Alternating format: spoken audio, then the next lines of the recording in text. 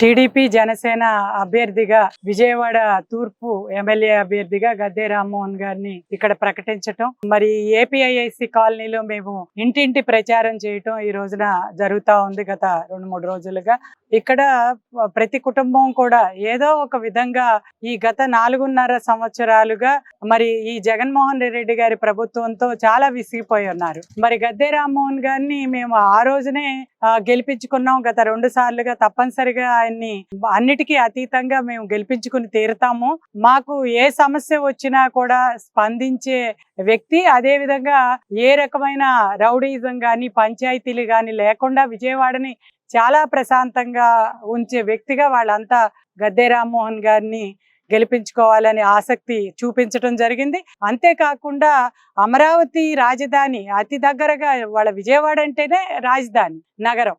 అటువంటిది అమరావతిని ఈ రోజున నాశనం చేసి ఇవాళ ప్రాజెక్టులన్నిటినీ నాశనం చేసి పరిశ్రమలన్నీ లేకుండా చేసిన ఈ జగన్మోహన్ రెడ్డి గారి ప్రభుత్వం అంటే చాలా వాళ్ళందరూ కూడా ఎప్పుడెప్పుడు ఈ అరాచకమైన పాలన, అర్ధరాష్ట్రీయ అరెస్టుల పాలన, దానికి కారణం కూడా చెప్పకుండా ఇక్కడ ఉన్న నాయకుల్ని కానివ్వండి, కార్యకర్తలను కానివ్వండి, అదే విధంగా అది పరాకాష్ఠకు చేరి చంద్రబాబు నాయుడు గారిని మరి ఒక స్కిల్ డెవలప్మెంట్ కేసు అని కేసు లేని దాని మీద ఎలా అరెస్ట్ చేశారో కూడా ఇవాళ ప్రజలందరూ కూడా టీవీల్లో అన్నింటిలో కూడా చూస్తా ఉన్నారు.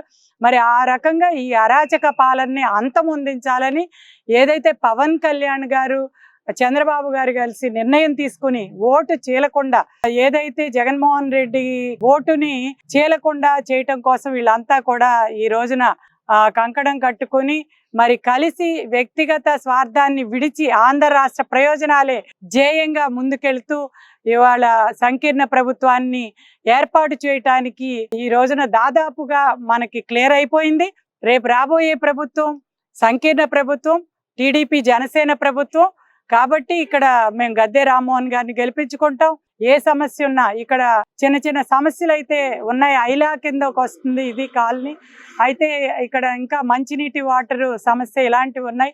ఈ రోజున 010 ద్వారా విజయవాడ కార్పొరేషన్ లో ఇబ్బందులు పడతా ఉంటే కొన్ని కోట్ల రూపాయలని జీతాలని ఈ రోజున ఈ కార్పొరేషన్ సిబ్బందికి ఇచ్చే జీతాలన్నిటినీ కూడా ఆ పొద్దు కింద చేర్చింది తెలుగుదేశం ప్రభుత్వం. అదే విధంగా ఇక్కడ ఉన్న ఎమ్మెల్యే గద్దె రామ్మోహన్ గారి సహకారంతోనే ఇది సాధ్యమైంది.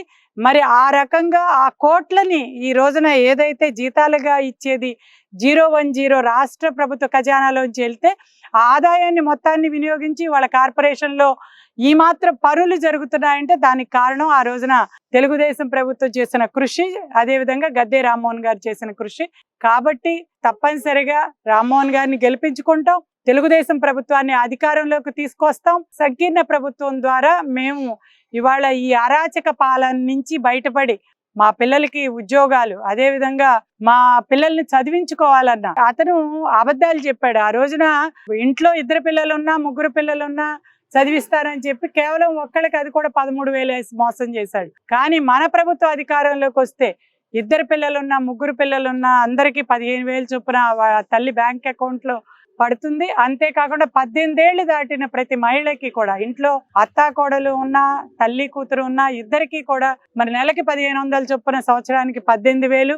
అదే విధంగా 3 గ్యాస్ సిలిండర్లు ఉచితంగా ఇవ్వటం జరుగుతుంది. ఉచితంగా బస్సు ప్రయాణం, నిరుద్యోగులకి భృతి నెలకి 3,000 చొప్పున. వీటన్నింటికి మించి ఇవాళ యువత నిర్వీర్యం అవ్వకుండా, అంటే మద్యం ఏర్లై పారుతా ఉంది. ఇవాళ కల్తీ మద్యం, ముఖ్యంగా కల్తీ మద్యం మూలంగా కొన్ని లక్షల మంది ఇవాళ ఆరోగ్యం అంతా చెడిపోయి ఆడబిడ్డల పుస్తులు తెగిపోతా ఉన్న పరిస్థితి మనందరం కూడా చూస్తా ఉన్నాం.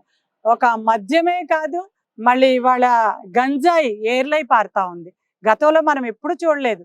బయటికి వెళ్ళిన మన బిడ్డలు ఇవాళ ఆ గంజాయికి అలవాటు పడతారేమో అని ప్రతి ఒక్క తల్లిదండ్రి కూడా చాలా బాధపడే పరిస్థితి. మరి గంజాయి తాగి వాళ్ళకి ఏం చేస్తా ఉన్నారు వాళ్ళకి తెలియట్లా. ఆడబిడ్డల మీద దాడులు జరుగుతూ ఉన్నాయి. బయటికి వెళ్ళిన వాళ్ళ ఆడపిల్ల క్షేమంగా వస్తుందో రాదో తెలియట్లేదు.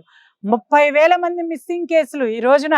మరి వీళ్ళు ఎక్కడున్నారు, ఏమైపోయారు అని ప్రతి తల్లి తండ్రి ఎంత బాధలు పడతా ఉన్నారో మనందరం కూడా చూస్తా ఉన్నాం. ఈ ప్రభుత్వానికి దిశ చట్టం అంటారు, దిశ లేని ఆ చట్టం, అసలు లేని చట్టాన్ని ఇవాళ ఉందని అబద్ధాలు పలుకుతూ వాళ్ళు 5 ఏళ్లు గడిపేశారు.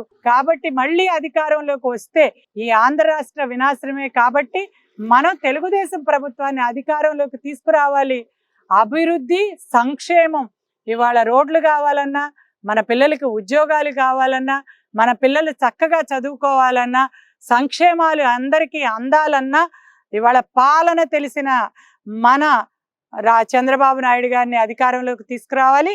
అదేవిధంగా ఇక్కడ గద్దె రామ్మోహన్ గారిని సైకిల్ గుర్తుకు ఓట్లేసి జనసేన టీడీపీ అభ్యర్థిగా మరి గద్దె రామ్మోహన్ గారిని అందరూ కలిసి ఈ రోజున గెలిపించాలని చెప్పి కోరుకుంటూ మనం ఇంకా 10 మందికి చెప్పాలని చెప్పి తెలియజేస్తూ రాబోయే రోజుల్లో తెలుగుదేశం ప్రభుత్వం అధికారంలోకి వస్తుంది. సంకీర్ణ ప్రభుత్వం. జై తెలుగుదేశం, జై జై చంద్రబాబు గారు, పవన్ కళ్యాణ్ గారు, జోహార్ ఎన్టీఆర్.